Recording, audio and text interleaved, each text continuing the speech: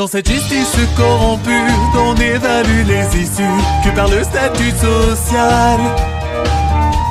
Et ton juge à ce tribunal, mon verdict n'est pas impartial, il est simplement vénal.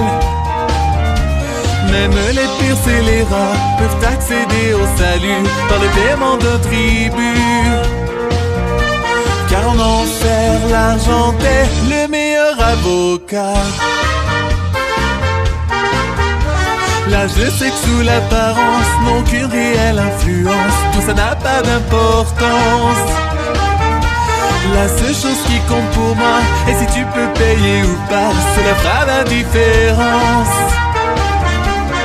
Dès lors que ton destin repose entre mes mains, si tu veux la liberté, tu devras me payer.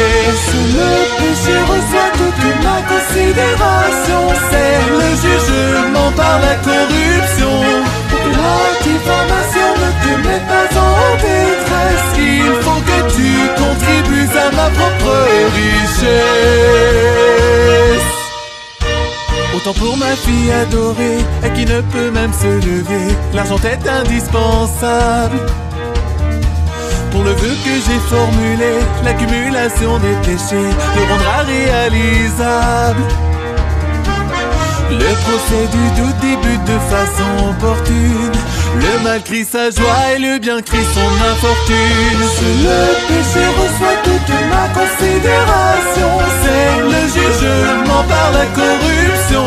Pour que mon souhait le plus cher devienne enfin réalité, le marteau de l'injustice devra encore frapper.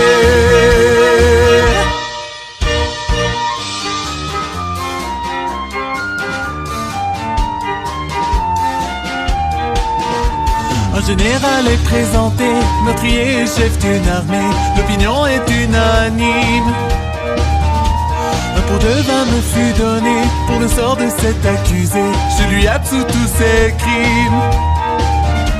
Cette décision n'est plus vile, provoqua une guerre civile. Le général y mourut.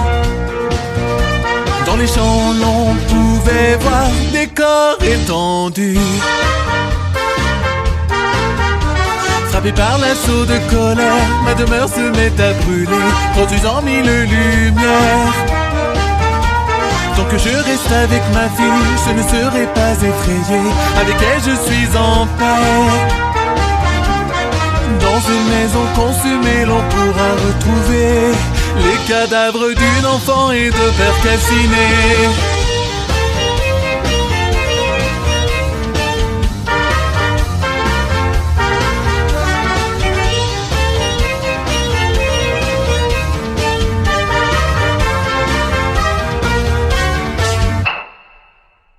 Et lorsque je me réveillais, je me retrouvais confronté à un dernier jugement.